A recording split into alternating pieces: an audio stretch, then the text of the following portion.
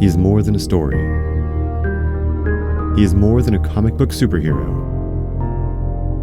He is more than a symbol of hope. He represents our greatest aspirations. He is everything we think we can be. And yet, even with all the strength and all the power in all of the world, he may not be able to meet his greatest challenges and redeem his family's legacy. For he is the son of El.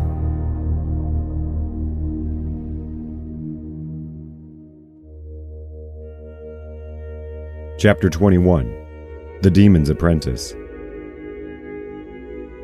That first night walking the grounds with Ra's al Ghul, it seemed nothing was out of bounds. The old man led Bruce through underground tunnels to assess his endless artillery and pallets of gold bullion locked away in the vaults below his palace. The tunnels wove by endless passages as they walked through a winding labyrinth.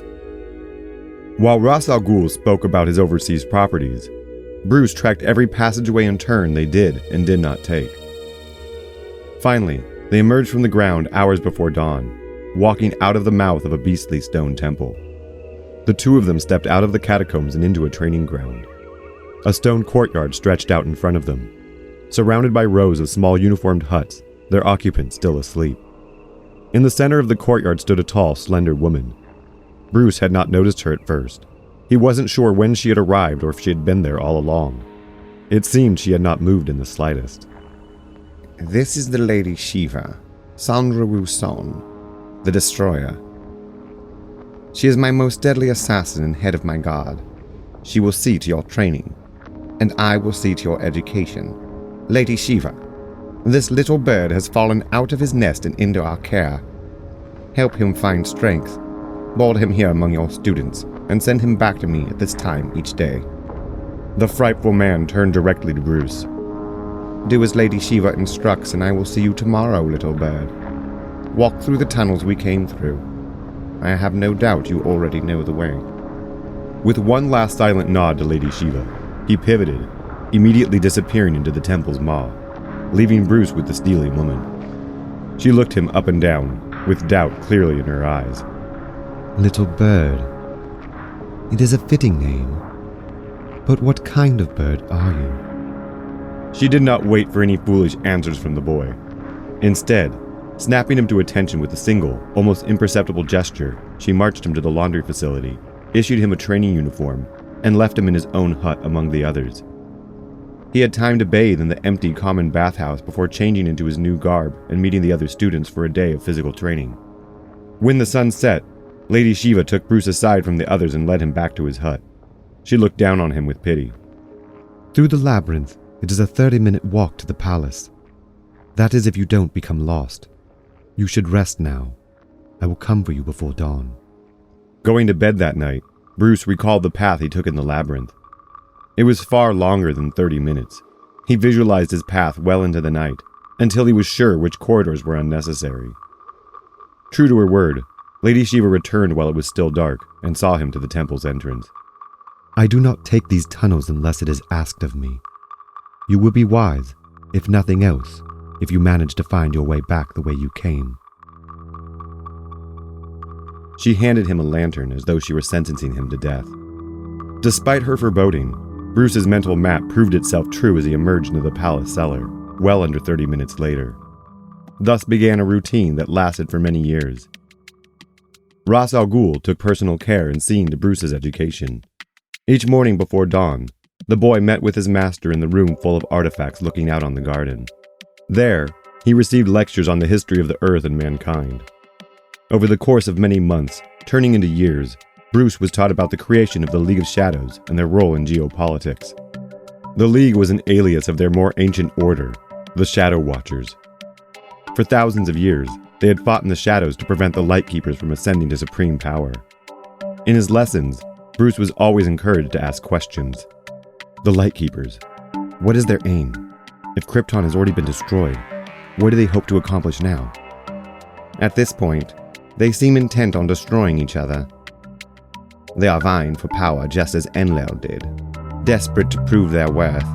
They have become a threat to all life on our planet.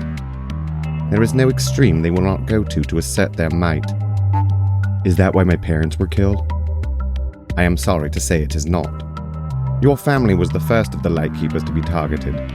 They died before the destruction of Krypton. I do believe they were murdered because of their allegiance to me. Our alliance was meant to be clandestine.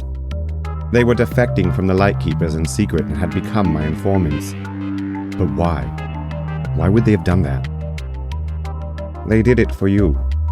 They saw the truth in what I told them and wanted no part in the Lightkeepers' machinations. Your parents recognized the threat they posed to life on Earth. It was evident to them that the pernicious forces at work upon Krypton would not be quelled upon its demise. They were not wrong. Even without them, we are still training ourselves and preparing. The Lightkeepers have long since led themselves astray. The League of Shadows is all that stands between their brutal power play and the rest of humanity. But what can the League possibly do? Subversion is a subtle art form that aims to predetermine ramifications. We may not be able to seize the meal from the lion's mouth, but we may convince it where to carry its prey and where to eat it. Wherever the lion feeds, blood will run into the ground, fertilizing the soil. Through cunning, we decide on what grounds the lion eats. In this same manner, the Lightkeepers are hungry beasts, and we must be their shepherds, lest they destroy us all with their appetite for power. This riddle left Bruce with many questions he found hard to articulate. He had ample time to ponder them. When he wasn't training with the other cadets under Lady Shiva, he was given additional chores, slaving at every conceivable job the estate had to offer. Yet Bruce's duties went far beyond tasks and chores. When visitors came to speak to the master of the estate, Bruce always stood at Ra's al Ghul's side. In the same manner that his master donned a cape and demon's face, Bruce wore a domino mask over his eyes and shrouded himself in a hooded cloak. He was referred to only as the Little Bird, or more often over the years, simply as Robin. Bruce's mornings could start in brutal combat training and end in the kitchen, skinning potatoes. He would find himself hand-building a road along with slaves one day, and carried by the same slaves along the same road the next day. All the while, no matter Bruce's task, wherever he went on the estate, he was being watched. The same pair of intense dark eyes found him wherever he had been sent to work. They were the eyes of Ra's al Ghul's daughter, Talia. She was a year or two younger than Bruce, and had long wavy hair, nearly as dark as her eyes. At first, Bruce found her constant presence annoying, yet it was perhaps the most consistent part of his days. Eventually, he came to expect to see her when he glanced up, and was disappointed when she wasn't there.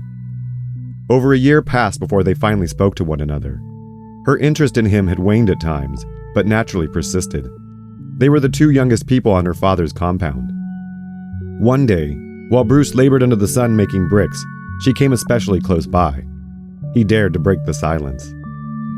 "You don't have to just watch, you know. You could always offer to help." Oh, I can't. You are being tested.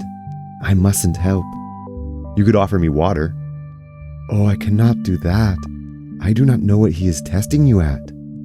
"Maybe he's testing me not to talk to you, and now I've already failed." That is too bad. That does sound like one of his tests. "You could make it up to me by bringing me some water." I'd better not, she whispered as she slipped away, returning to watching from afar.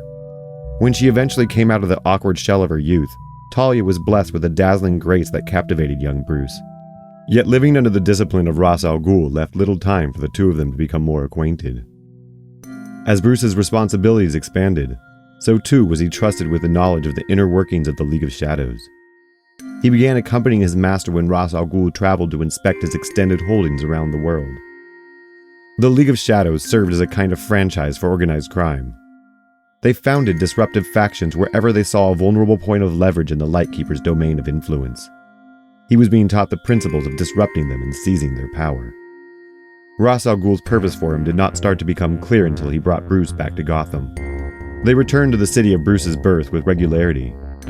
By stealth jet, they came and went from the city, undetected in the night. The League of Shadows fostered a young crime boss there, Oswald Cobblepot. Oswald Cobblepot was a pear-shaped man dressed in a 5-piece suit with a top hat and umbrella. He traded mostly in weapons, though he would take advantage of any law that, once broken, would make him large sums of money. While enumerating the many acquisitions he had made for the League of Shadows, Cobblepot found himself caught in a lie. Ra's al Ghul grilled him for details he had conveniently forgotten. The League of Shadows did not hold back punishment, even for their own prestigious leading members. For the most prominent among them, their retribution for misbehavior was administered by the demon's head himself. Ra's al Ghul always traveled with bodyguards, yet seeing him pounce upon Cobblepot and break the man with 3 precise blows, it was apparent that his guards were only there to save him the trouble of dismissing lesser foes. Cobblepot squawked with anguish as he was crippled to the ground. His henchmen flinched, but knew their place in the presence of the demon's head. When he was satisfied that he had dispensed his lesson, Ra's al Ghul departed with his entourage, promising to return for a rectified acquisition report. Back on the jet, he and Bruce retreated to his quarters where they could sit and discuss what Bruce had seen. Removing his mask, Ra's al Ghul reflected on their work there. You see, Robin, it is essential that we never leave them latitude to question our dominance. Oswald will not soon forget what he has learned this evening, I promise you. Though I could not save your parents, when I pass this empire to you, it will contain all that was taken from you that night. Bruce began to discern the full intention of his training. He was being molded into an heir-to-be. Ra's al Ghul had mentioned his sons many times before, often comparing them to Bruce. They had disappointed their father. Whatever had become of these men was unclear, but most were undeniably deceased. Ra's al Ghul spoke of them with longing nostalgia. There were so many stories of long-lost sons that Bruce began to wonder how old his master really was.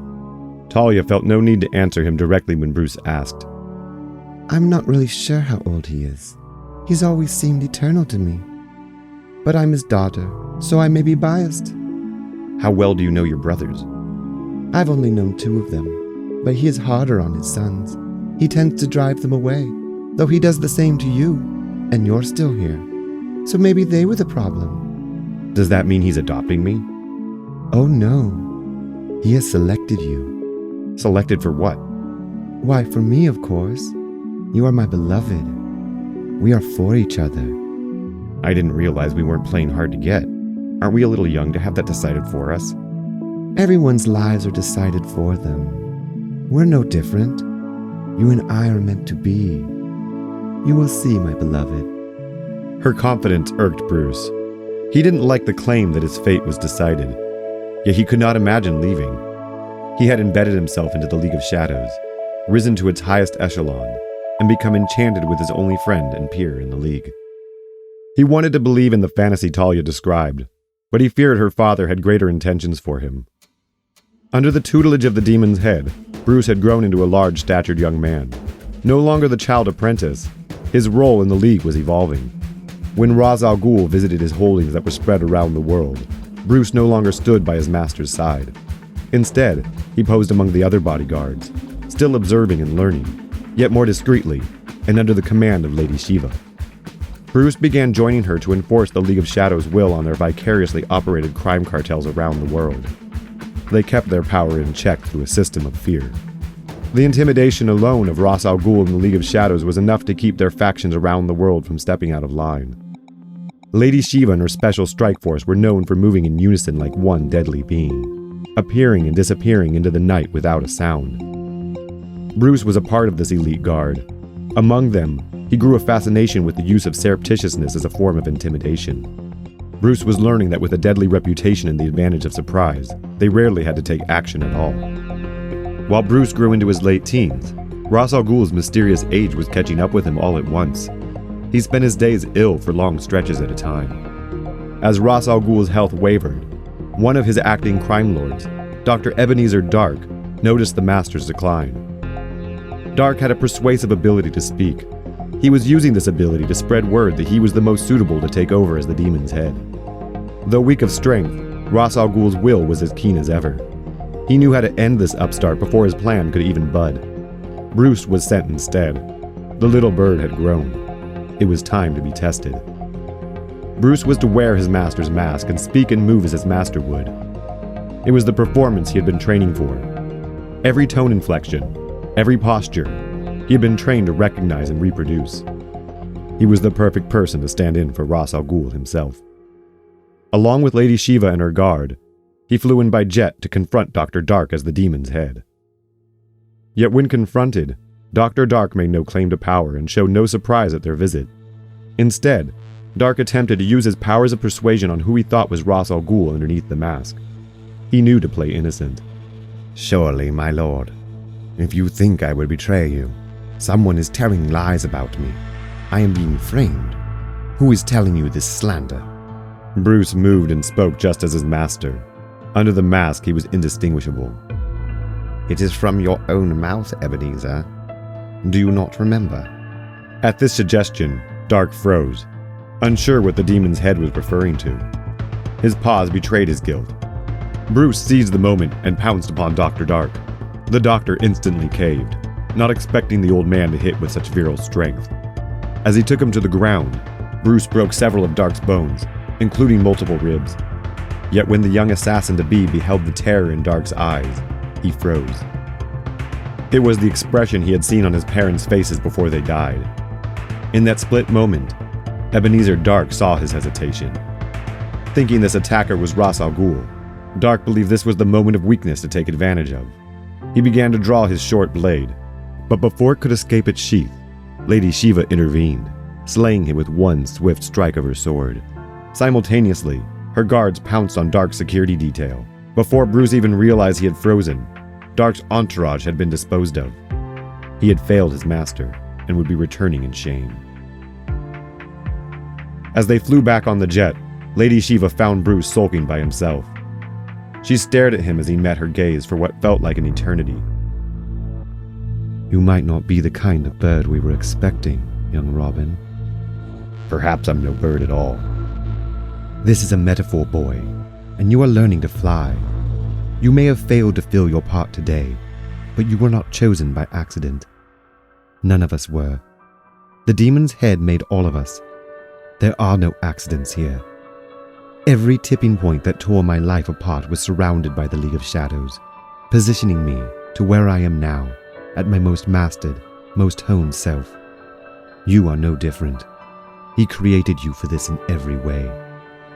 You will not fail next time. You must not. As she spoke these final words, Bruce wondered if he saw the beginnings of tears in her eyes.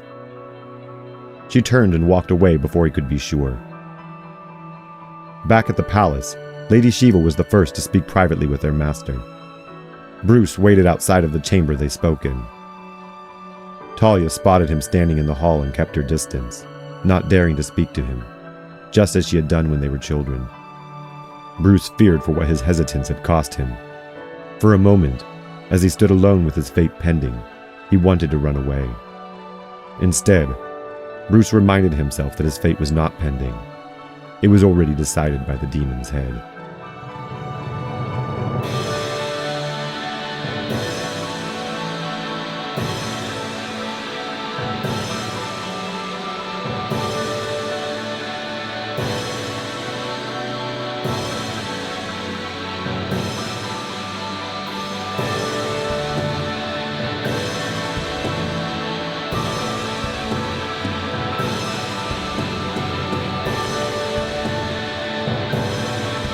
Thank you for listening.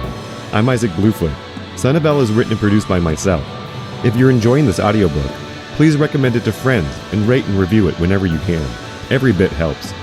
Another, and quite substantial way to show support is by becoming a patron at patreon.com/Bluefoot. This story was inspired by the Superman and DC comics and characters originally created by Jerry Siegel and Joe Shuster, with additional contributions by Bill Finger, Bob Kane, Dennis O'Neill, Neil Adams, Julius Schwartz, and Rick Estrada. Manuscript editing assistance by Trisha Reel. Music in this episode was made by Ela Trolice, Leo Urliola Beta, Sea Ladder, BioUnit, Masato Abe, Poddington Bear, David Hillowitz, Crowender, Vortex, and Scott Holmes. See the episode notes for details. For more of my work, get yourself a deck of Omen Quest cards at omenquestcards.com, an easy way to open up. And be sure to listen to the next episode, Chapter 22, From Out of the Shadow.